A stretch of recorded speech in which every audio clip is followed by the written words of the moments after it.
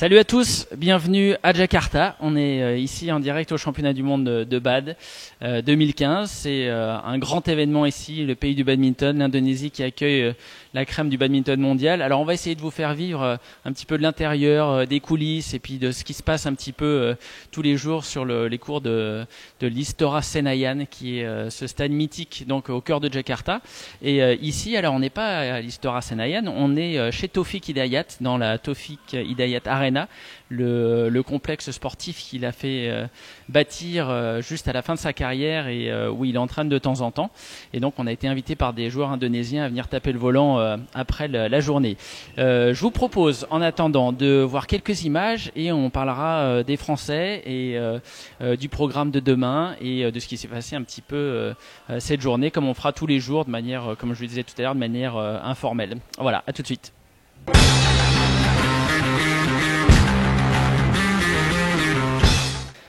Alors, on commence dans le vif du sujet pour nos tricolores qui étaient investis dès la première journée. 5 matchs pour les Bleus. Alors, ça avait super bien commencé avec 3 victoires, notamment le double mixte, Ronan Labarre et Émilie Lefel qui ont gagné leur premier match ici à Jakarta à 9h du matin. C'était les premiers sur le court, ils ont très bien joué. Suivi par la perf de la journée, Delphine Lansac qui bat la Russe Perminova qui est pourtant classée presque 35 places plus haut qu'elle au classement mondial. Elle a été soutenue par son public, son coach qui sont venus de Lyon pour l'encourager dans une belle atmosphère et suivi de la victoire de Ronan Labarre et Baptiste Carême qui ont pris leur revanche sur les Philippins qui les avaient battus en Suisse l'année dernière. Donc un super début de journée, malheureusement un petit bémol sur la fin avec la défaite de Gaëtan Mittelheiser et Audrey Fontaine en 2 manches contre des Néerlandais qu'ils auraient pu aller chercher. Là aussi une petite déception. Et la défaite également en fin de journée de Thomas Rouxel face au Canadien Martin Giffre. Alors c'est un petit peu une équipe de France New Look avec Peter Gadeux aux commandes et il a été sur le banc toute la journée à les encourager. Ça a fait une différence notamment je pense pour le match de Delphine. Je vous propose d'écouter l'analyse de Fabrice Vallet et de Peter Gadeux justement sur ce nouvel état d'esprit et cette nouvelle formule spéciale Peter.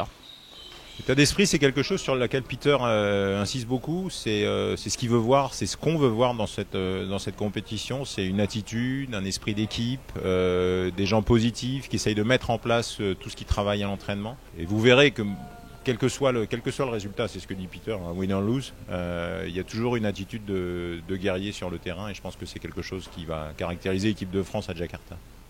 For me, as I mentioned before, you have to take in notion that it's the early stages of me trying to implement the things that I want to do.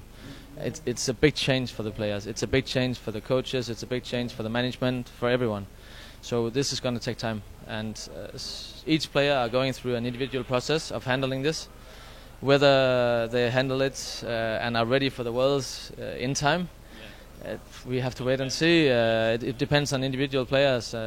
So, yes, I want to do well here, but I also have a notion that we are at the early stages, and that's why I say, no matter win or lose, I'm pleased with the draw because it's a draw with openings. We can win first rounds and maybe progress to further rounds, and the players knows this. But in the end, they have to focus on what our agreements.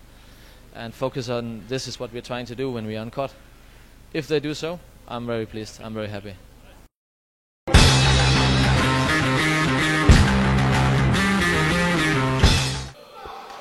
Alors après les Français, on va parler un petit peu de ce qui s'est passé en dehors du Club France à Istora Senayan.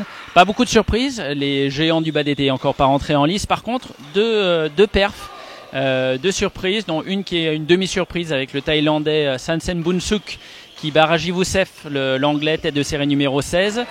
Par contre, la vraie surprise, c'est le chouchou de Coubertin, Xu Tianchen, qui était tête de série numéro 6, qui s'est fait sortir au premier tour par le jeune Malaisien Zulfidi, qui fait pas partie de l'étable de la fédération malaisienne, qui joue en indépendant et qui a sorti un super match. Donc c'était un petit peu le match du jour et le clin d'œil de ce jeune Malaisien à son aîné Lee Chong-wei qui va rentrer sur les cours demain.